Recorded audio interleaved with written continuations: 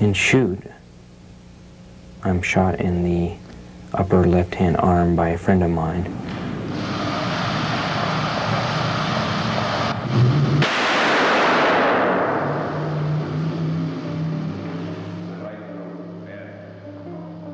I'm not sure exactly when I first came up with the idea. I mean, first of all, you saw a lot of people being shot on TV every night in Vietnam, guys my age. I got drafted, but I never went to Vietnam. Lots of guys around me were going. I became a marksman, we all became marksmen, but guns I didn't relate to guns and I didn't relate to shooting, and it was something that I had to do going through that process.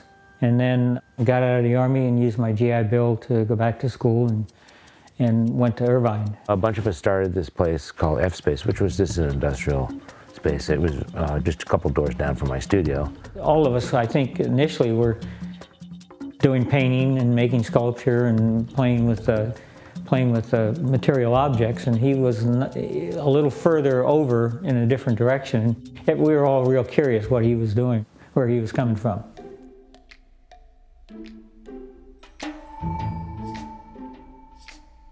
I knew I couldn't go down to the local gun store and ask, hey, is there a gun instructor, who would like to come and do an art performance where you kind of nick my arm?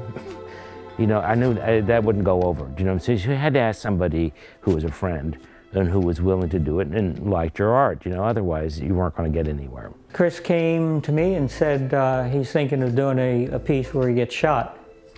And would I be the shooter? Would I be willing to work with him on it? And I liked the challenge and the idea of shooting someone for art and doing the best job I could. The bullet would whiz by my arm and it would scratch it, and one drop of blood would roll down my forearm.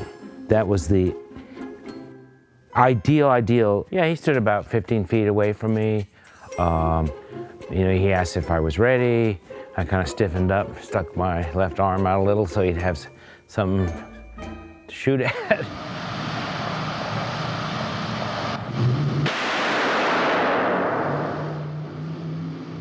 He got shot. He looked and everything looked okay, and we all went, well, okay, that worked. And it turned out to be a flesh wound. He went in and out of my arm with a .22 bullet. Just like hitting a corner of a tractor trailer on a freeway. Your arm just got nicked by a giant force, it just goes numb. But then as he walked toward us, he began to get a little wobbly. So we all just kind of waited, Chris, you okay? And we wanted to make sure that he wasn't going to pass out, or we didn't have to call an ambulance, or he wasn't going to bleed to death.